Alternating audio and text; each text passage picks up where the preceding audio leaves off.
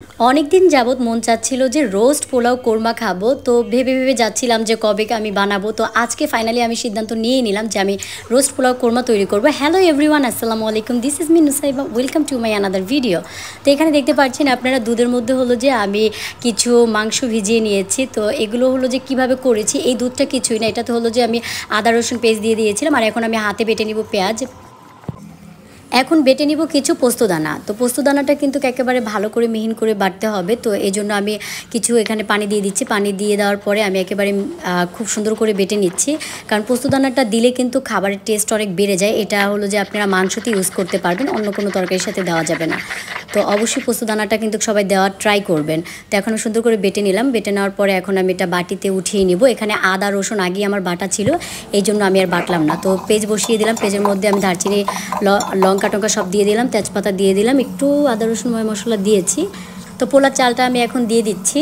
তো পোলার চালগুলো দেওয়ার পরে খুব সুন্দর করে এখানে পানিটা ছেঁকে ছেঁকে আগে দিয়ে নেবেন, পানি যেন না থাকে।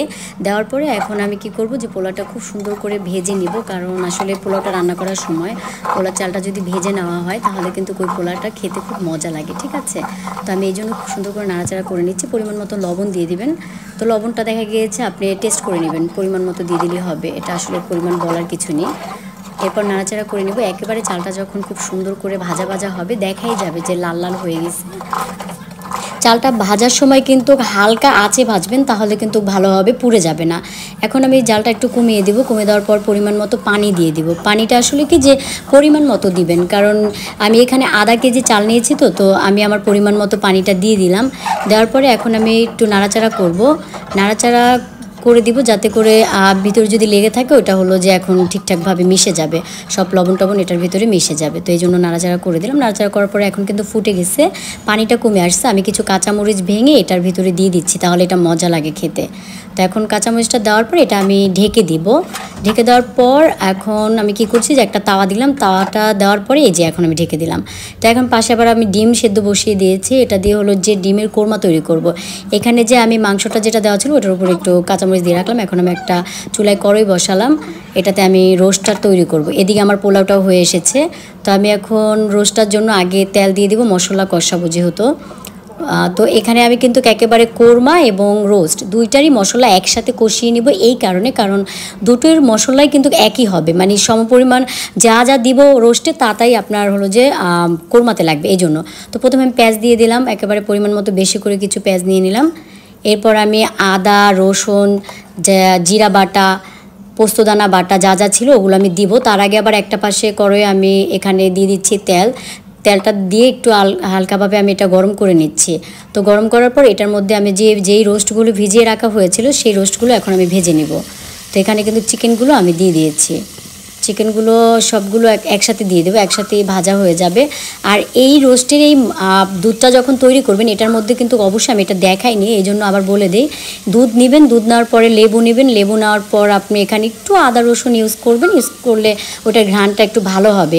এদিকে আমার পেঁয়াজ বাটাটা কিন্তু একেবারে বাদামি কালার হয়ে গেছে। দেখুন চিকেনগুলো কিন্তু দেখতে কত সুন্দর লাগতেছে, খুব সুন্দর লাল লাল হইতেছে, ভালোই লাগতেছে দেখতে। আসলে রান্না করতে না খুব ভালোই লাগে। আমার মতো এরকম কে কে রান্না করতে পছন্দ করেন অবশ্যই কমেন্টস করে বলবেন। তো এখন এদিকে কিন্তু আবার পেঁয়াজটা লাল হয়ে গেছে। আর দুধ যে ছিল আমি কিন্তু দুধটা এটার মধ্যে দিয়ে দিলাম। প্রথমে এখানে আমরা পানি ইউজ করব না, কারণ পানি ইউজ করা যাবে না, পানিটা একেবারে লাস্টে আমরা দিব। এখন দুধ দিয়েই আমি মশলাটা কষাবো একেবারে। তো এখানে আমার আদা বাটা ছিল, পেঁয়াজ বাটা প্রথম ছিল, পেঁয়াজ বাটাটা দিয়ে দিচ্ছি, পরিমাণ মতো দিচ্ছি। পোস্তদানাটুকু সবটুকু দিয়ে দিচ্ছি, যতটুকু আমার লাগবে আমি ততটুকু নিয়েছি। আদা রসুন ছিল, আমি এই যে আদা রসুনগুলো দিয়ে দিলাম পরিমাণ মতো। তো আদা রসুন আসলে কি যে আপনি কতটুকু রান্না করবেন ওইটার উপর ডিপেন্ড করবে, এটা আসলে পরিমাণ ওইভাবে বলা যায় না।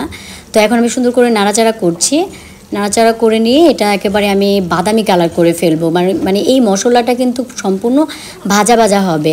এরপর আমি পরিমাণ মতো কিছু চিনি দিচ্ছি, ঠিক আছে। চিনিটা 1 চামচ দিলেই যথেষ্ট। যদি কেউ রোস্টটা একটু বেশি মিষ্টি মিষ্টি খেতে পছন্দ করেন তাহলে 2 চামচ দিবেন, আর যারা দেখা গিয়েছে বেশি মিষ্টি পছন্দ না করেন তারা 1 চামচ দিবেন, ঠিক আছে। তো চিনি আমি 1 চামচই দিয়ে দিয়েছি, আর লবণ দিয়েছিলাম সাথে। তো এখন আমি আবার নাড়াচাড়া করবো, খুব সুন্দর করে নাড়াচাড়া করছি।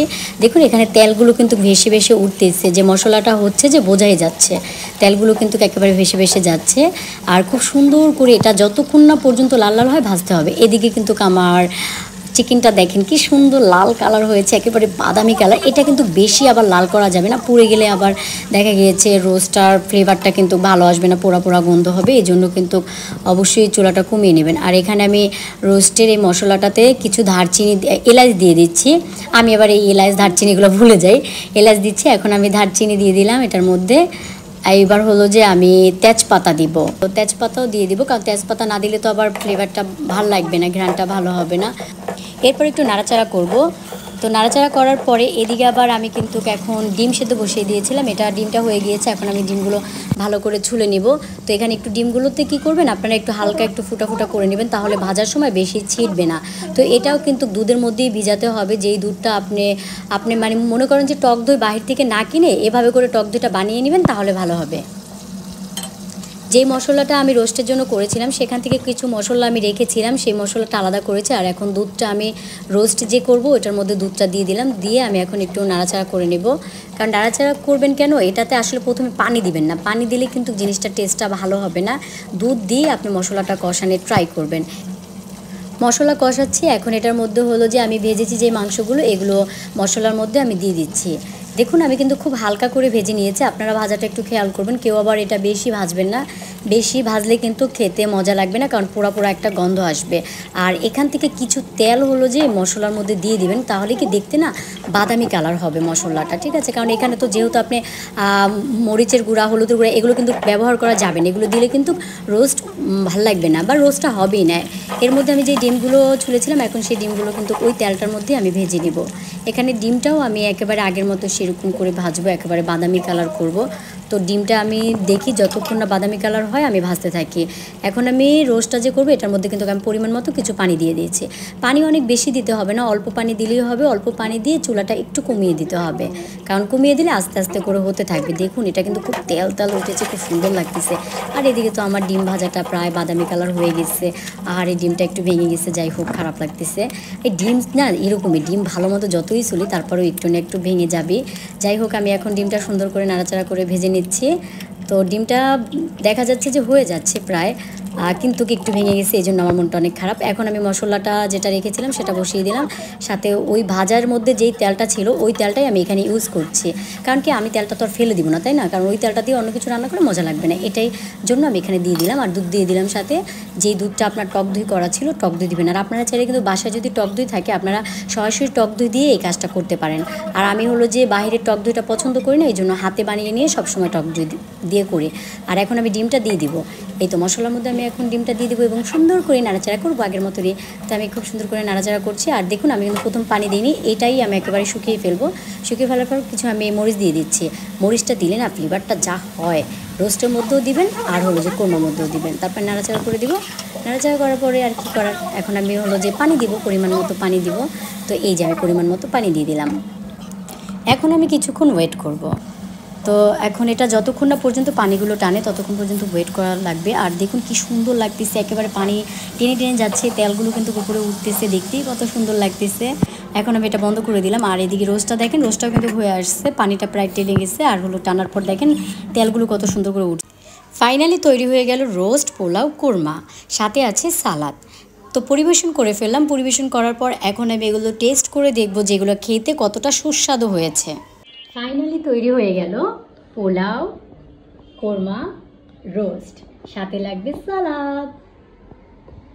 তো আমি সব কিছু এখন পরিবেশন করে ফেলেছি। পরিবেশন করে তো এখন আমার মানে এগুলো খাবারগুলো দেখে আমার প্রচণ্ড ক্ষুধা লাগতেছে, তো একটু খাই দেখি যে কেমন হয়েছে।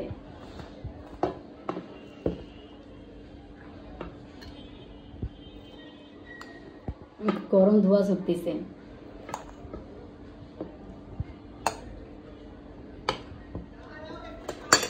কি দিয়ে আগে শুরু করব? আগে আমি কোরমাটা নেই, ডিমের কোরমা। এটা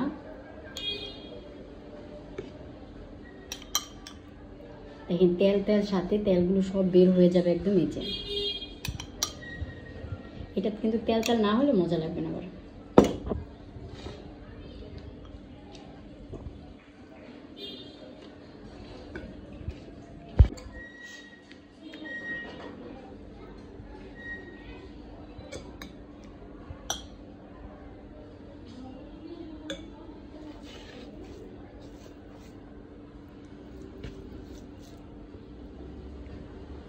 বিসমিল্লাহ।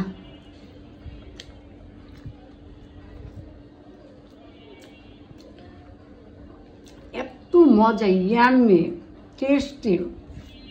দোকানের খাবারগুলো এত মজা হয় না, যে ঘরে তৈরি করা খাবারগুলো এতটাই মজা হয়।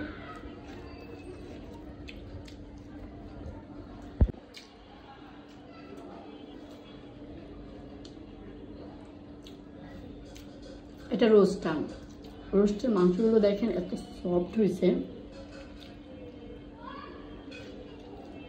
দেখি রোস্টটা কেমন হয়েছে।